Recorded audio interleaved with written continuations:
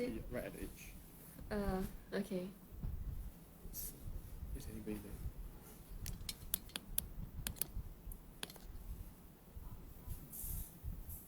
Give it time.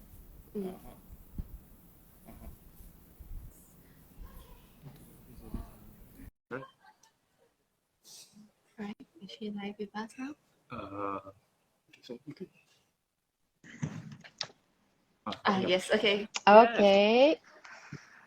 Okay. Well, I can't put anyway. Oh, Hello, everyone. Hi. Welcome to NUSDID Live.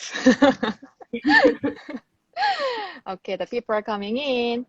Thank you everyone for joining us today at 6 p.m. on Wednesday. I believe some of you are watching this live having dinner in your table, or some of you are in the transit or in a bus or in the MRT with very hungry stomach. So what we prepared here today is we are going to do a bit of mukbang with you guys with our iconic canteen food, so that those prospective students can also have a taste of what kind of canteen or the food culture we have if you join the NUSDID. Are you ready, guys? Keith and Delia. Oh, yeah, we forgot introducing ourselves. Hi, everyone. Hi. Because today is our second session. Hi, everyone. Thanks for joining us here today. I'm JJ. I'm Jung-Joo Lee from Division of Industrial Design, NUS. I'm an assistant professor here and also deputy head of research, like looking over the postgraduate programs and research project. And I am teaching human-centered design, experience-centered design, and service design here. And I'm also the director of Service Design Lab Singapore here in NUS. And here, joined with hi, I'm Delia. Am I? Yeah, okay. Go. So I'm a recent graduate. I graduated last year, and then I joined the SDL with I joined JJ in SDL. Yeah. And I'm Keith. I'm a year 4 industrial design student. And currently I'm completing my thesis project. Yeah. Okay, thanks for joining, Delia and Keith. So three of us will try to introduce our life here in NUSDID, and also try to answer and respond to your questions as much as we could.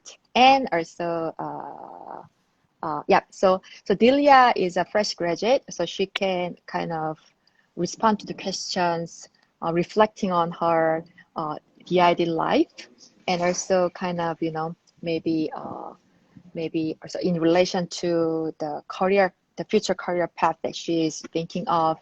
And Keith will be perhaps communicating maybe the everyday things and everyday life and everyday challenges and the fun here at NUSDI as a current student. So we have a perfect team here today.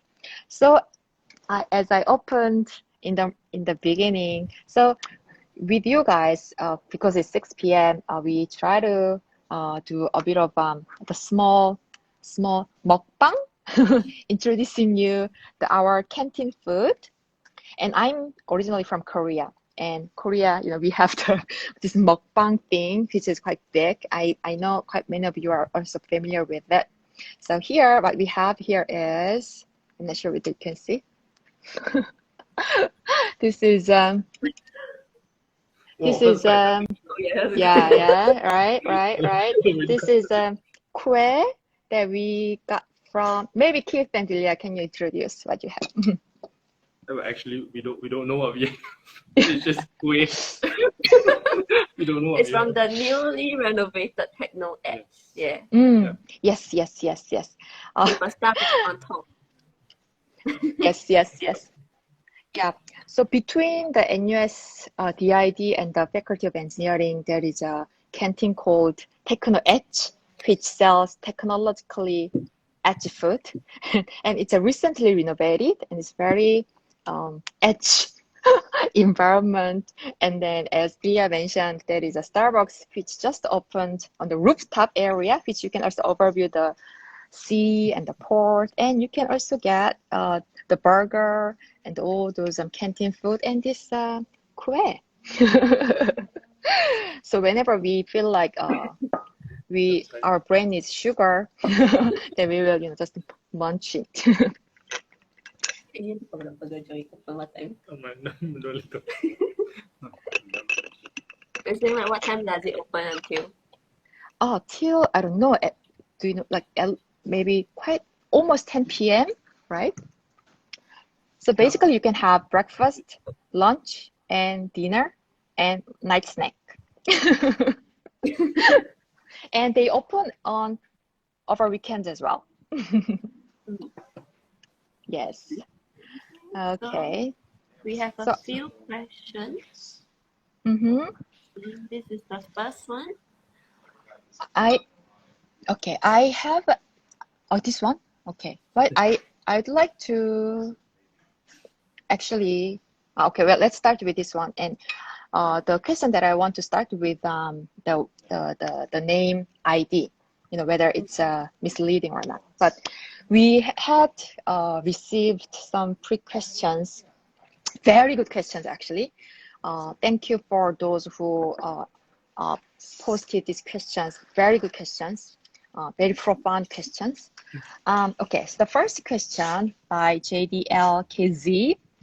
What are the complexity involved in its process of solving and examples of social issues? Okay. So in expansion of defining design solution, what are the complexity involved in the process of solving? Okay.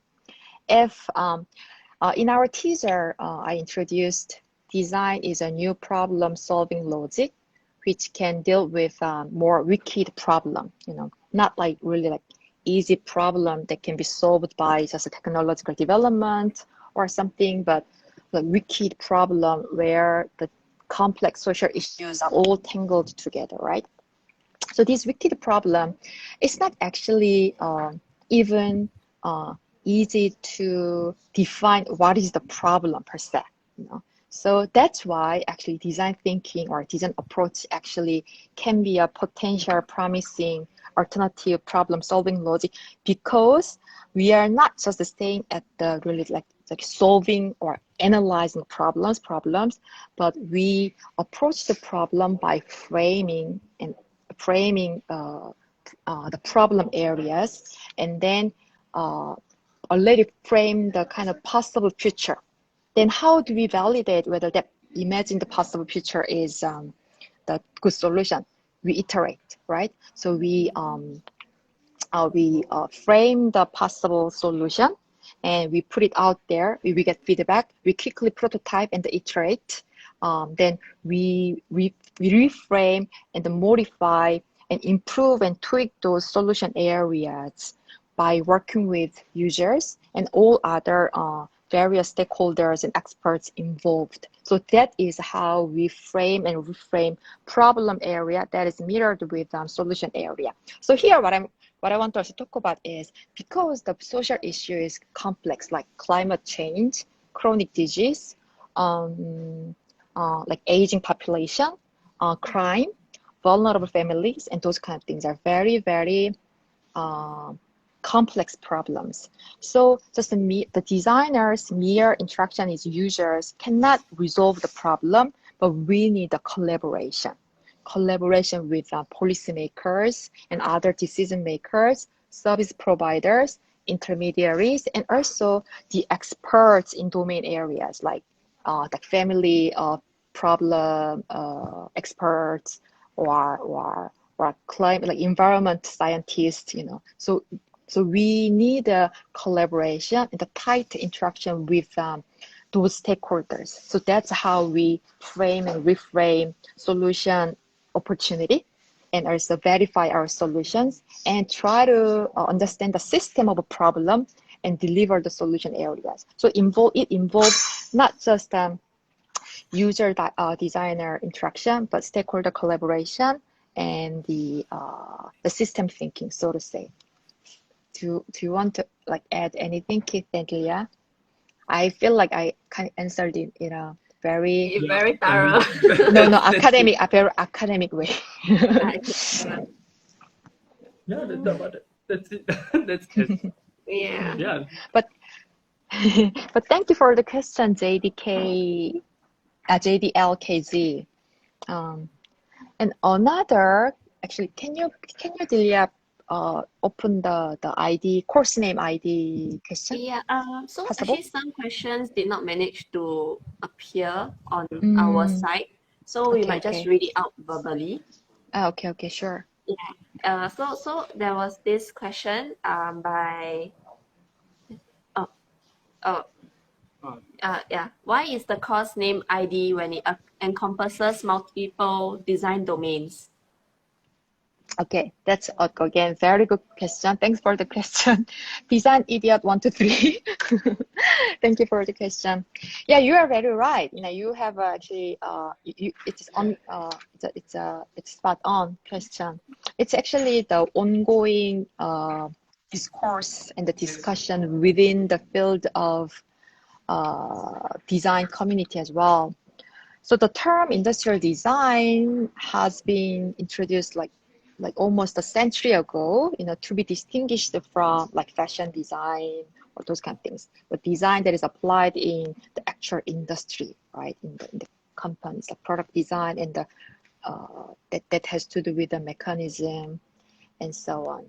But industrial design, just because industrial design ties very, you know, closely with technology development, right? So when the main technology was about the physical mechanism and or the steam engine, those kind of things, then the design domain or the design objects were more about the physical things and so on. But with the development of computational technologies and the digital technologies, then we, under the industrial design, we have a new design object, which is UI UX, or interaction, interface, and also people are also realizing that with the same methodology and design tools, we can actually apply that for more intangible design objects like services and social problems. So under the industrial design, new sub-design areas have just continuously emerged in relation to the development of technology and also the change of the society. So we are actually having a very active discussion on whether we will stick to the name ID, industrial design, or we will propose a more time relevant and also future visioning title. So for example, it can be just a design, you know, to be a holistic and to also leave a room for a new, you know, which we don't even know, the new design areas to just emerge and make a room for it. Because we don't want the title industrial design can marginalize some field, right? So to be holistic enough. So we are we are thinking of the various other options. So yeah, so that's actually the future that we are headed at the moment. We have another question. JJ, what would you consider ideal in a prospective BID candidate if one has no background? Idea. It's very difficult to pin down a few skills, right? Because it's a really like holistic, the person being. But so I will just, you know, tell the story based on the keywords that come to my mind.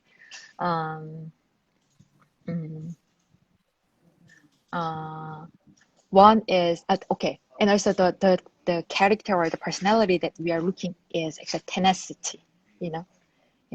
So the design project to solving problem and understanding like problem or understanding certain phenomenon and translate that into new solution and visualize or tangibilize that idea actually involves personal like motivation and the passion and tenacity, you know. So those with that tenacity and kind of genuine love, you know, to what they are doing is really the thing that we are looking for.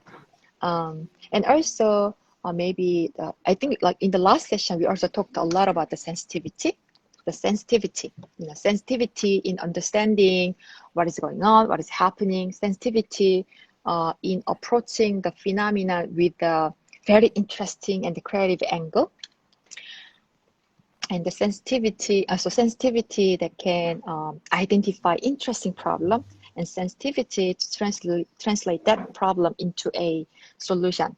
So as you have noticed, I never mentioned about any like drawing skills or you know, making skills or the sensitivity to maybe style or aesthetics. It is more about the mindset and the depth in understanding the phenomenon and tenacity to push it towards the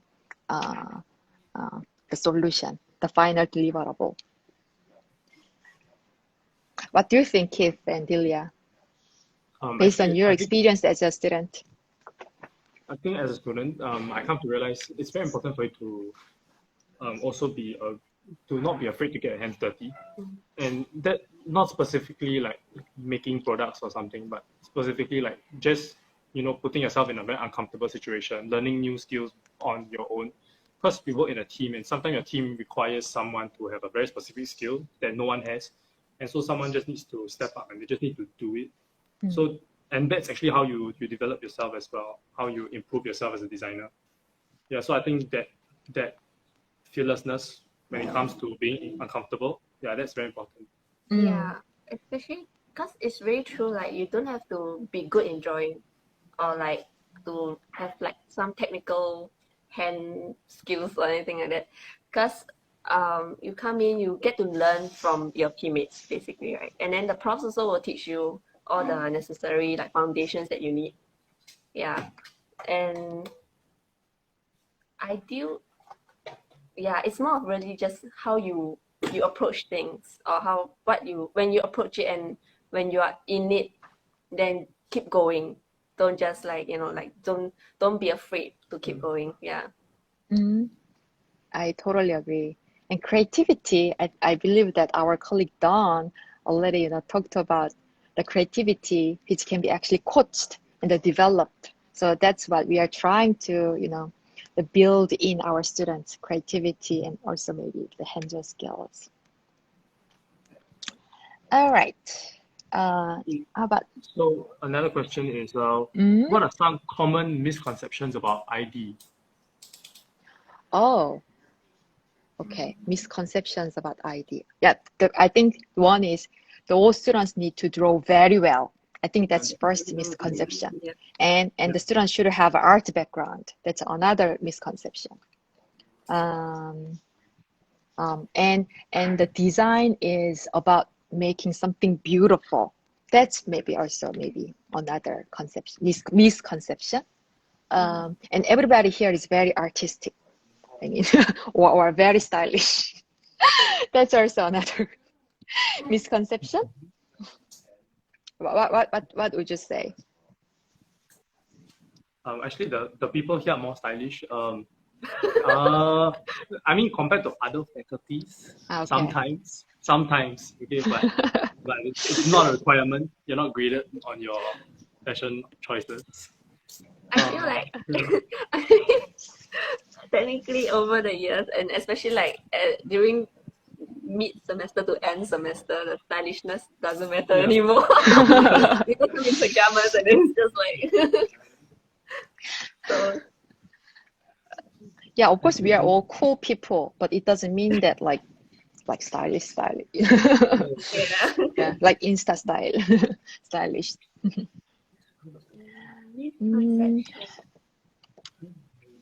Misconception. I want to also hear, right, if it's possible, what are the misconceptions that you guys have, you know, the audience? And you know. maybe you can What address those. yeah, exactly. What are you maybe concerned about, and what do you worry about? Mhm. They can be. Okay, maybe some one question that I would like to address.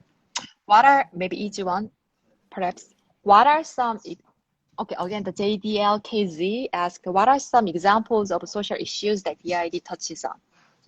We have many, actually, from our semester project-based module called Design Platform, where we often collaborate with our industry partners or NGOs or government.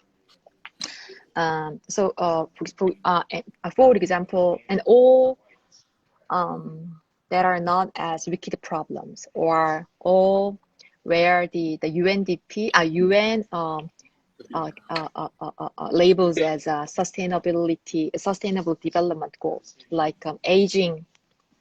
And then here, what's specific in Singapore is in 2000, from 2014 to 2016, I did a continuous collaboration with the Ministry of Manpower to design for migrant workers service, so that they can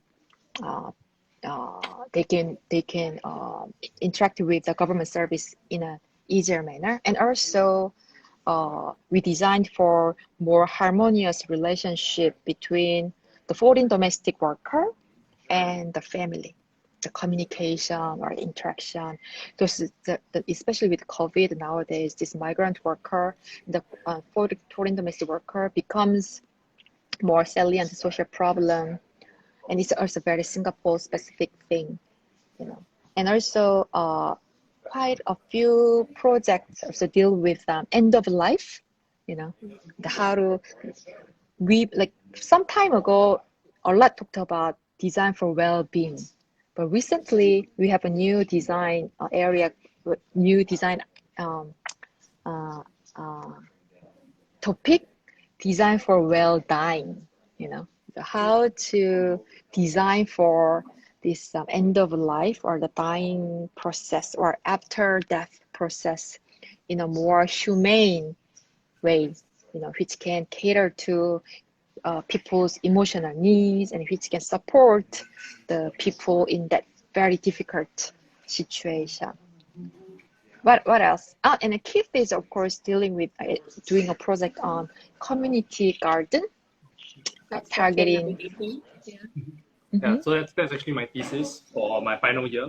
So the idea is that community gardening, generally the young adults don't really do it, but there's a lot of benefits that comes with community gardening. So kind of the social aspect is how do you build community in especially in our kind of digitalized age? How do you use such a physical activity with a physical space, and how do you build community through that space? Yeah, so like when it comes to social issues or social challenges, it doesn't have to be like, you know, saving the world kind of thing. It can be really small and but impactful at the same time. Yeah, so it just goes to show like the diversity of the kind of design challenges that we have in DID. Yeah. And also Delia, you also the women's health. Yeah. So my thesis before I graduated was on helping women keep track of their reproductive life stages.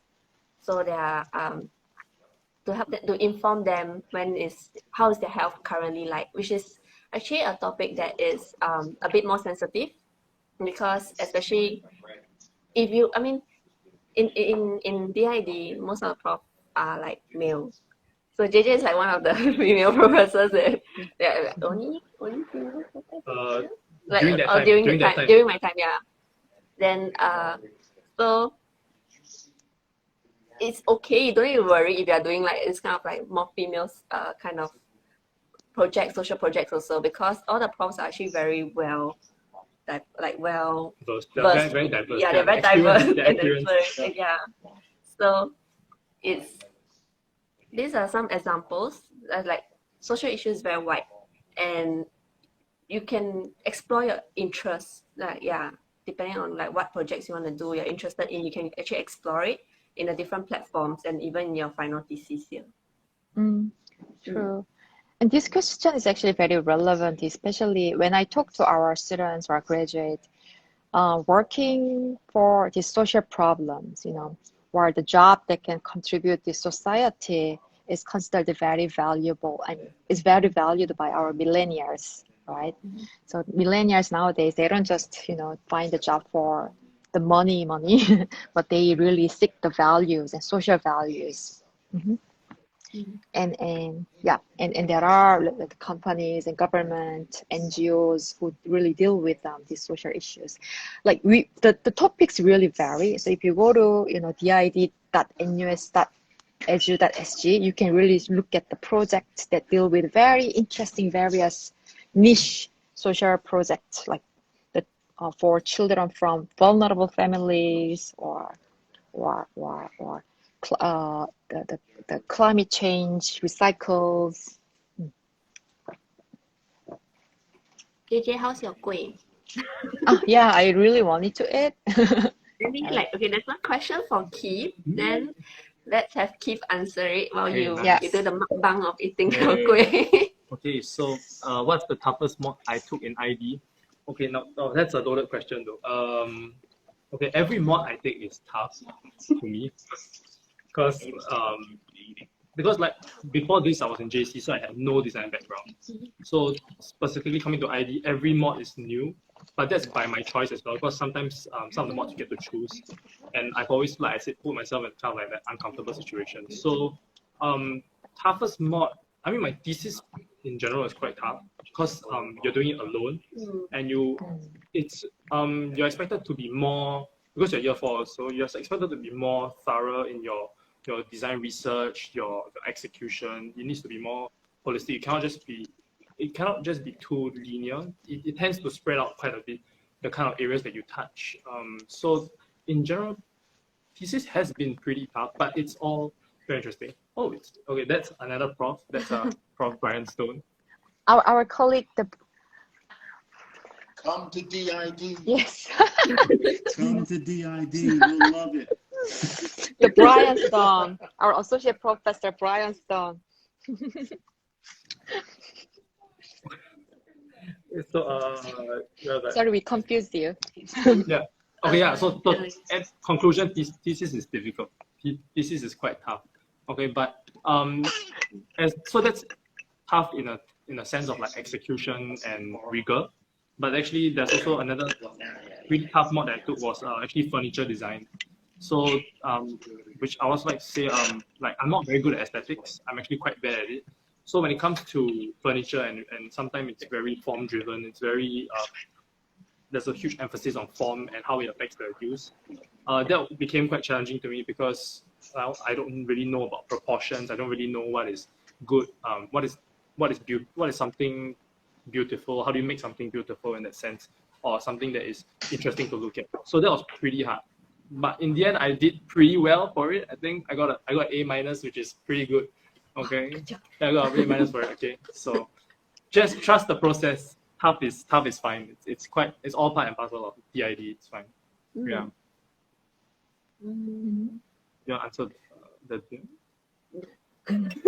How about this question? I have one question that I want to answer, also by NUS DID super fan. Who is it? I want to meet you. Okay, so he or she asked, NUS DID super fan asked, is it really possible to master the skills needed for ID in year 1 before taking studios in year 2 to 4? What do you think, Delia and Keith, based on your experience? Master the skills needed. I think you won't master it in 1 year. It's not possible. Yeah, like so the foundation is really to expose you to what skills you might need in the remaining years, right, that you are in here. And then you will pick up even more skills as you take on the different platforms. So like especially like UI kind of thing. I mean technically, because I guess now the curriculum changed a bit. So during my year, our foundation will be different from what the incoming students will be experiencing. in terms of the foundation. JJ, do you know what is the foundation courses currently? Design fundamentals. Mm. Yeah. So there is a the understanding of the form, and nowadays also visual communication and sketch, like the modeling, and also the understanding of the computational technology taught by Clement, like the electronic stuff in a very, very basic level. And the semester 2, we also teach human-centered design to teach our students a basic understanding and the skill sets to understand the human needs, the user needs, and then bring them to the design process so that they can ideate based on the user experience and the human experience and human needs. So as Delia accurately responded, so in year 1, our aim is to equip our students the fundamental or essential level of skills, which they can hone and sharpen during the design platform modules in their year 2 to year 4, and also through the design thesis project. So yeah, so it's not during the year 1, it's not about the mastery of the skills, but you kind of have your toolkits ready. So you have your pool of toolkits which you can choose and hone for the right project in a right way. And within the project, like service design project, UI UX design project, interaction design project, furniture design project, you will be able to choose the right tool and right skill, and you will be able to hone them through the project. And actually, even like some programs you did not learn in year 1, you might start to you get exposed and learn them during the platform itself. So like, for example, Adobe After Effects, Illustrator, Premiere Pro.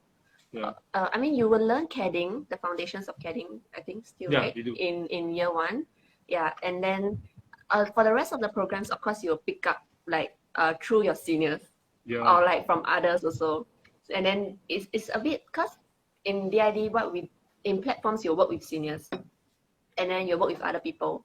And in that way, like, you learn from each other. Yeah.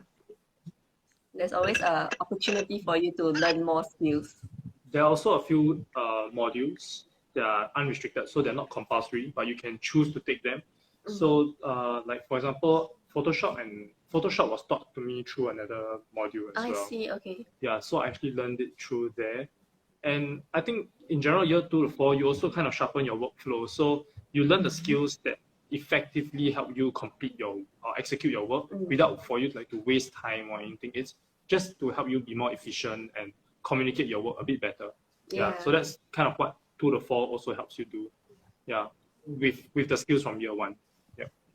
So it's quite real life problems and issues that you then need these skills to solve. Yeah. We have one. Hi, Siyuan. You are interested in human computer interaction.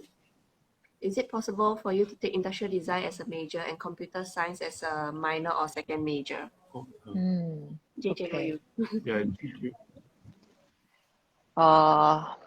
It is technically possible, but in reality, in terms of the working load, it'll be actually quite it won't be easy in terms of the modules that you need to take, in terms of the project and the deliverables that you need to deliver. So like officially and technically, it is not a problem, but because our ID program itself is very intense, I would say it's intense, because within 4 years, so our program is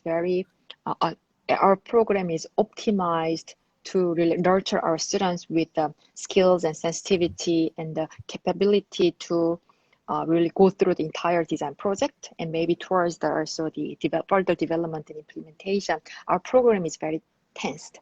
So doing the minor in another very tensed program like computer science would be quite challenging. But one thing is with the upcoming merger between the Faculty of Engineering and the School of Design and Environment, we will be offering a few like double degree programs and also the minor programs where you can tap on this design and engineering.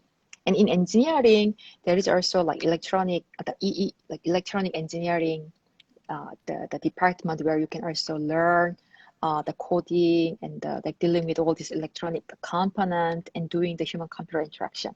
So there are this opportunity if you are looking for really minor or the double degree, but also within ID, this interaction design, human-computer interaction, and creative interaction design is one of our strategic pillar. So there will be more and more interesting projects, and the more and more the faculties who can supervise the students in that area. So maybe, so it depends on what level you are looking at, but within our ID program, there will be also quite a substantial opportunity for you to really do the HCI related project, actually.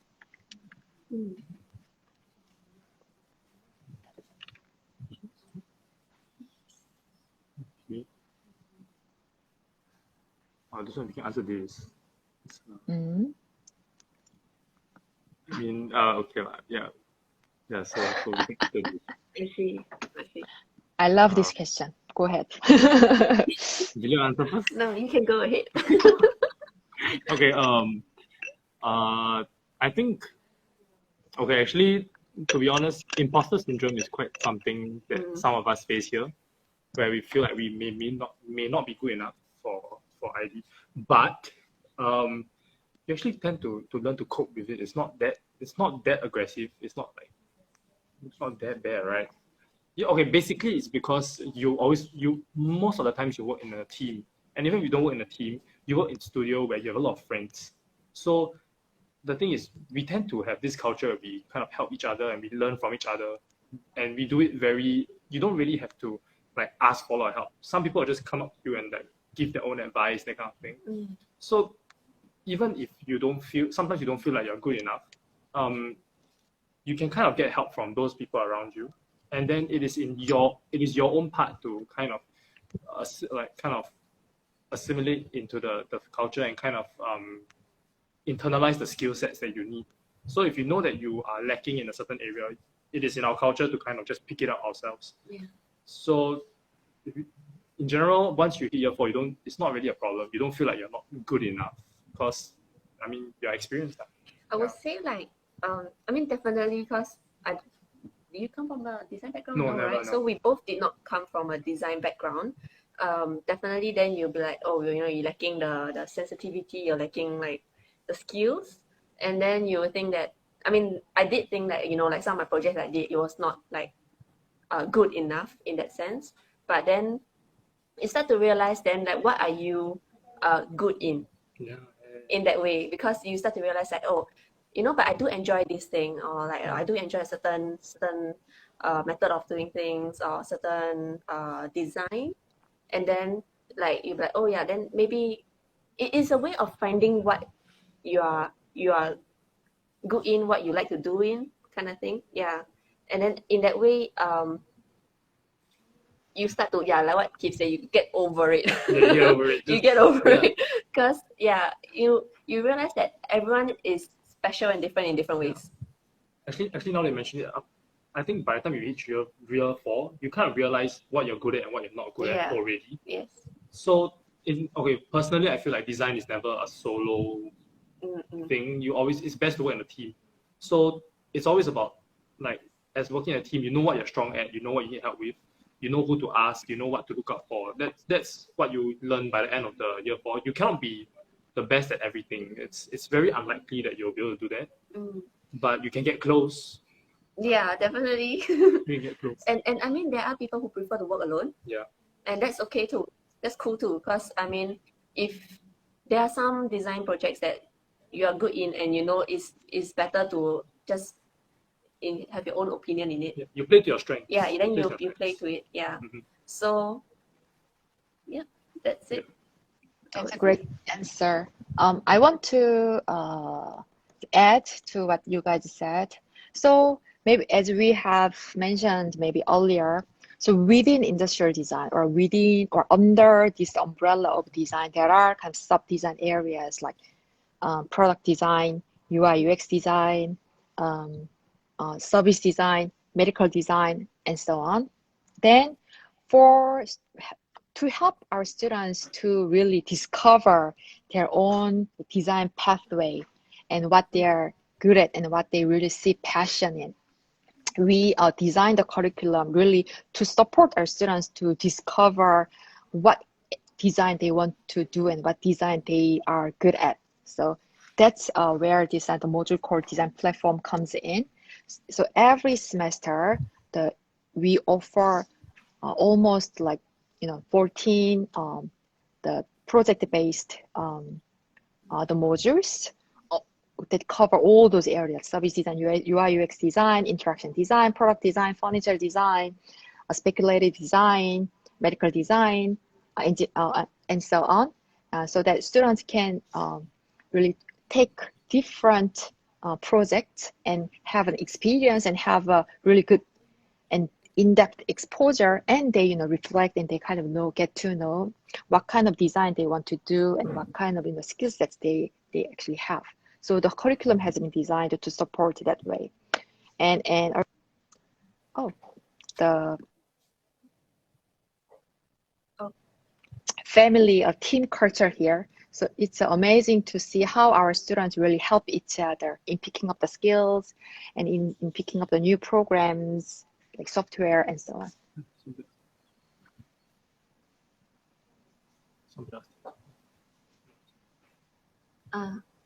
Yeah.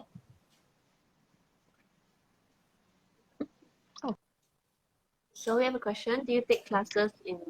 Oh, okay. Do you take classes in another division or school related to projects? Yeah, actually.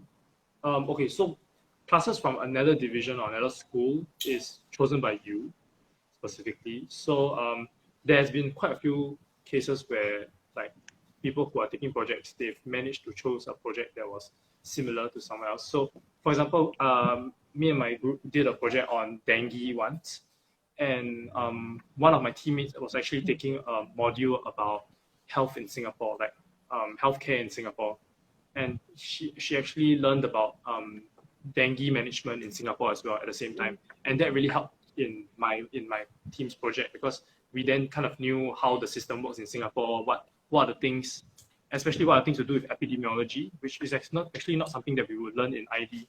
Yeah, so there are cases where you can do that. So the classes you take in another faculty is up to you. You can choose it to develop your own, like broaden your own horizons. You can choose it to develop your own skills, your own interests.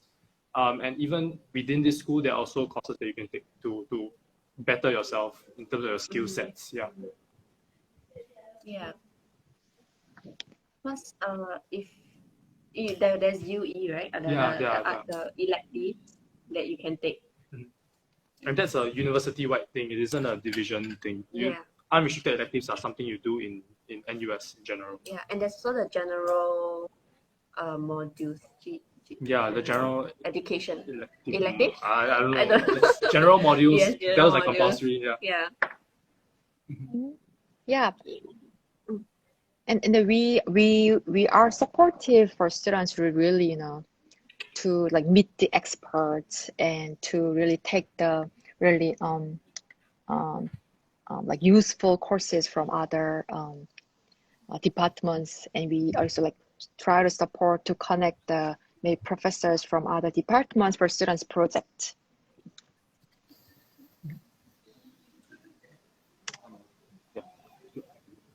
One last question.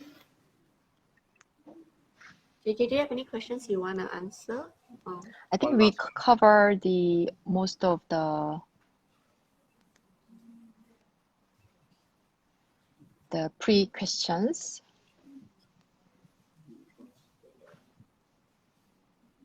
Already answered just now. Mm-hmm.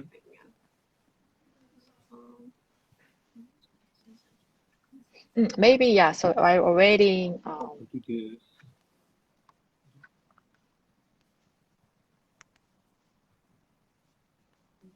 Yeah. Mm. Yeah. Do you have anything else? Do we have anything else? Oh, Oh, wait, we do. okay. We have Hold one. on, we have one more. We have one more question. Oh, okay. Oh, okay. Yeah, that's fine. Could I ask what was the interview like, especially without a design background? Do you have an interview? I didn't have an interview actually. Okay, I had an interview. I did really well for Okay. this. No, it No, I doesn't work wasn't. that way. I didn't. I don't know why I didn't get an interview. Okay, it was very weird. Okay. Yeah, I slipped through the cracks, everybody. Okay, good for you. So like I'm from poly, and then like I think from all those from poly actually no, I'm from poly, but because I changed course, so I had to go through an interview in order to come into ID. And for me the interview mainly consisted, there was a session where we had to like think, there were like objects on the table sort of thing, yeah, and then you had to like think of how to improve on the objects. So for me, without a design background, cause okay, I can't say I don't have. I did attend a design thinking like a diploma, like an extra diploma before, so I roughly knew like what design thinking was already. But like in terms of all the other, because it's so broad, there's so much things that I have not learned until like when I entered DID. So when I was doing the interview, it was a bit scary because I didn't know what was expected. And when to come out on the spot, like to ideate on the spot, to think of how to solve this thing or like how to make this better. Nerve-wracking, yes. All interviews are nerve-wracking, Yeah. but you just kind of just do it, and it's fine. Because the prompt actually, what happened was I think Hans was actually giving like a welcome introductory talk, and then you could tell he was very friendly. So like he kind of made the room more like don't feel so scared. Like everything was more easy to not easy, but like he made the Casual. environment more casual. Yeah, Casual. that's the word, casual and relaxed. So then as long as you just take it easy, come in with an open mind, and then do the interview. Yeah. And the profs are very nice because you do have to talk to the profs for the interview. Yeah, and most of the profs are all very nice. So yeah, they will just ask you more. They want to get to know you better. Precisely. Mm. Yeah.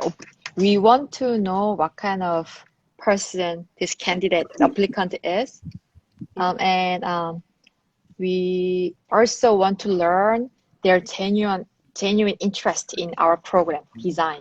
Whether this person is really interested in design, whether this person has really a motivation in design, and also with what kind of perspective or the angle they have when it comes to understanding certain phenomena, and when it comes to expressing their ideas. So like how well they can express or articulate their thoughts and ideas, and what kind of like genuine interest or motivation they have in design and in our program, and what kind of perspective they have in understanding the world are kind of three fundamental things that we are trying to delve into. Sorry. Okay. There was a Okay, there is question a- about like will the portfolio help on application process? Yeah, so it comes with two questions, right? Will there be many opportunity for DID students to do design research? And what can we prepare for our portfolio? Are we looking at the same question? They're actually quite related. Similar, They're really yeah. related, Related. We can okay, answer okay. the one in opportunities for Okay, first, opportunity for doing design research. It depends on, because design researchers, there are like various different types of design research, and each project involves design research one way or another in different forms, right? For design, like in human-centered design project, like UI UX design project, or any like design project, we need to understand the domain, and we need to understand the matter, and we need to understand the human needs and perhaps our client needs also. So like almost every project has some research components involved for students to really get to know about the matter. But also for research, like research about design, that we do have also a large research projects or on very exciting topics like autonomous vehicle, interaction design, robot technology, service design, digital government, and there are opportunities for students to join as a student researchers and work in the like design research projects together with researchers and the professors during their term time, and also during their the vacation, during the semester, and also during their vacation. So there are like various opportunities. Yes. And the portfolio, like any art or visual work or the making or community work we want to look at, and anything that can present or demonstrate your creativity or your kind of expression of ideas. So although it's not really like complete like painting or the artwork, but even like your kind of, I don't know, maybe cartoon drawing that you do for hobby, photography, or some craft work that you do for hobby, or even like some like craft that you made for your friends or the family, those things that can demonstrate your kind of visual, tangible making skills and some sort of aesthetic quality. Yeah, we want to look. And do you want to add, Keith and Delia? Do you need a portfolio? I didn't prepare a portfolio Oh, okay. coming in, but for the design research part, yeah, agreed that design research is very broad. There's full-on academia, and then there's more like there's design research to kind of derive a design concept, to derive a possible solution as well, to understand the current what do you call it, industry, current situation, Context. yeah, the current context. Yeah. So it is definitely you will do design research in that aspect. Yeah, but if you're talking about really in-depth stuff, then that really depends on you as well, I think. For portfolio, because for my interview I needed a portfolio, and I did not have anything to show much, because I'm not from like a design or art background. I was from science, and then so what I did was like I did have some doodles, drawings, and then I just showed them, or like some ideas on like how to actually mainly just doodles and drawings.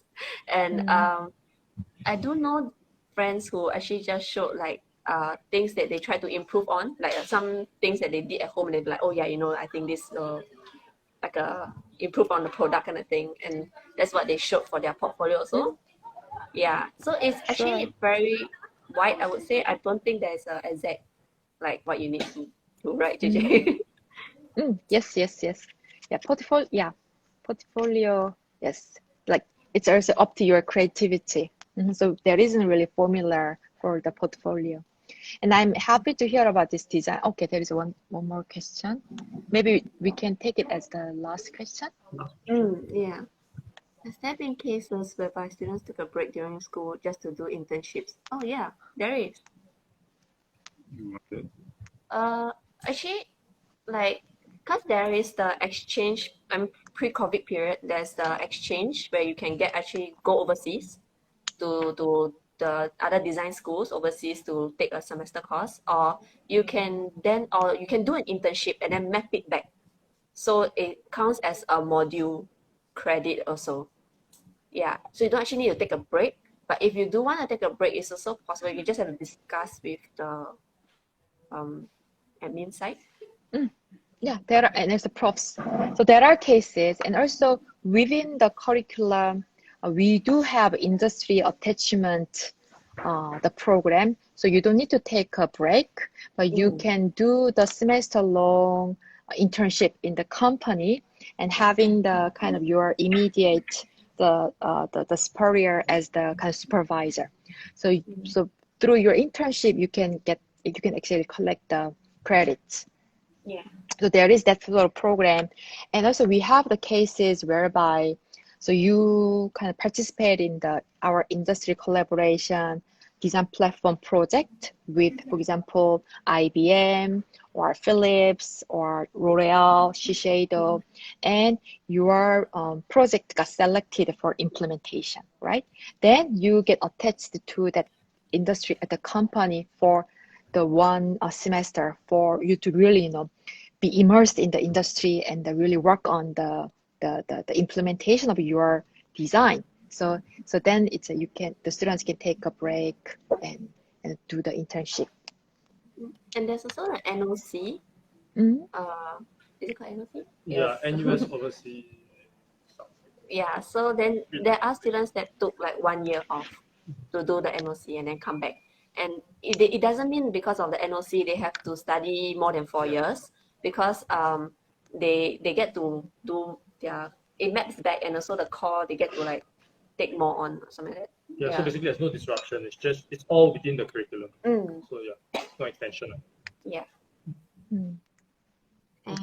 Okay, I guess that's it for today. And before we go, there's a main DID event this Saturday at 3 p.m. So we have like three tutors, Yeah, we have three profs that will be like giving you an idea of what each prof will be teaching in DID. So it will be done by Dawn, Brian, and Clement. So do join to understand like what each prof actually teach, not just the three of them, but like all the profs in DID, and what is available in DID.